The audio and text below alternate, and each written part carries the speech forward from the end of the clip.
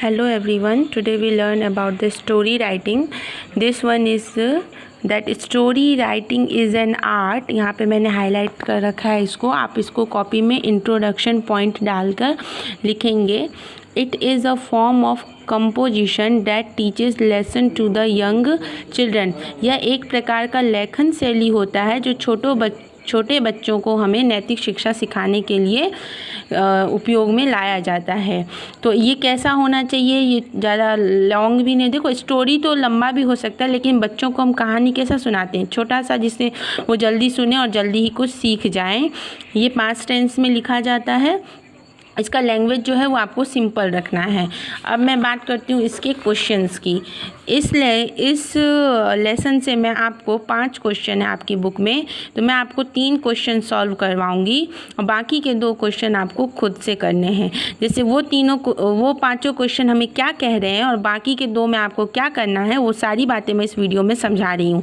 देखिए students, 1 to 5 question के बीच में सभी क्वेश्चन में हमको सिर्फ और सिर्फ मॉरल दे दिया गया है. जैसे आप लोग जानते हैं कि स्टोरी राइटिंग में सबसे पहले हेडिंग डलता है कोई सा भी, ठीक है, और लास्ट में मॉरल डलता है, यानी कि शिक्षा, है ना. तो वैसे ही यहाँ पे हमें सब क्वेश्चन में मॉरल दे दिया है.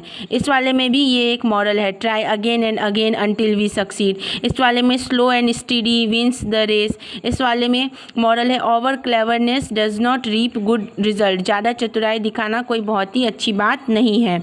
और 5th नंबर है, as you sow so shall you reap. जैसा तुम बोओगे वैसा ही तुम पाओगे. तो first number question, okay, second number question और 4th नंबर क्वेश्चन मैं आपके लिए सॉल्व कर रही हूँ. इस वाले में मैंने आपको एक कहानी लिखी है, वो लिखी है चूहे और शेर की. वो कहानी ये है कि कैसे एक चूहा जाल में फंसे हुए शेर की मदद करता है, ठीक है. अपकमिंग क्वेश्चन जो है वो है आपका ये, try again and again until we succeed. ये स्टोरी आपकी है कि एक राजा जो कि टार्टरी का राजा था, हाँ टार्टरी का राजा था टैमरलेन, जो कि अलेक्जेंडर की तरफ फेमस बनना चाहता था, इसीलिए पूरे विश्व पे विजय पाना चाहता था. लेकिन युद्ध के बीच में ही उसकी सेना को मार दिया जाता है और वो एक गुफा में जाकर छुप जाता है, जहाँ पर वो एक चींटी को देखता है कि वो अपने से ज़्यादा वजन का खाना लेकर दीवार पे चढ़ने की कोशिश कर रही होती है. या फिर बहुत सी जगह पर यह भी दिया हुआ है कि राजा थककर एक पेड़ के नीचे बैठ जाता है. वहाँ पे वो एक चींटी को देखता है कि वो चींटी पेड़ में एक छेद बना हुआ रहता है और वो छेद तक पहुँचती है अपने खाने को लेकर, लेकिन वो बार बार लगभग 20 बार वो फेल हो जाती है उस छेद तक पहुँचने. वो बार बार वहाँ से गिर जाती है. क्यों? क्योंकि ओवरलोड होता है उसके भोजन का.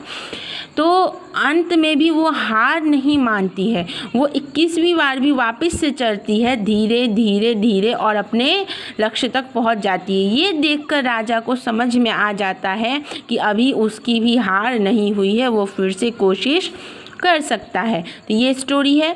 फिर आपका है ओवर क्लेवरनेस वाला. इसमें मैंने आपको फॉक्स की और एक चूहे की कहानी दी है कि कैसे एक बार एक चूहा और कांटेदार चूहा जो होता है हेडहॉग, उसकी कहानी है कि कैसे एक बार चूहा और फॉक्स एक साथ वॉक कर रहे थे, ठीक है. तो इसमें होता क्या है कि फॉक्स उससे पूछता है कि बताओ तुम्हारे पास कितना दिमाग है. तो वो बोलता है, चूहा बोलता है कि मेरे पास सिर्फ 3 दिमाग है. लेकिन वहीं पे फॉक्स क्या बोलता है कि मेरे पास 77 दिमाग हैं, ठीक है. यहाँ पे केजी की बात नहीं हो रही, यानी कि किसने ज़्यादा बड़ाई किसने मारी, फॉक्स ने, यानी ज़्यादा ही लंबी लंबी बातें फेंक दी. तो अचानक से क्या होता है, एक किसान एक गड्ढा खोदा हुआ रहता है, तो उसमें ये दोनों बात करते करते जा रहे होते हैं, तो दोनों का ध्यान उसमें से हट गया रहता है, ठीक है. तो ये जो क्या है, फॉक्स जो है वो उस गड्ढे में गिर जाता है, ठीक है, और वो चूहा भी गिर जाता है, दोनों गिर जाते हैं. तो फॉक्स उससे क्या कहता है कि हेडहॉग तुम पहले मुझे बचा लो, फिर मैं तुम्हें बचा लूँगा. तो चूहा वहाँ पे क्या कहता है कि देखो दोस्त, मेरे पास तो सिर्फ 3 ही दिमाग है, तुम्हारे पास तो 7 दिमाग है, तुम क्यों नहीं खुद को बचा लेते हो और मुझे भी बचा लेते हो. ये बात क्या हुई कि उस छोटे से चूहे ने उसको ये बता दिया कि ज़्यादा स्मार्टनेस अच्छी बात नहीं होती है.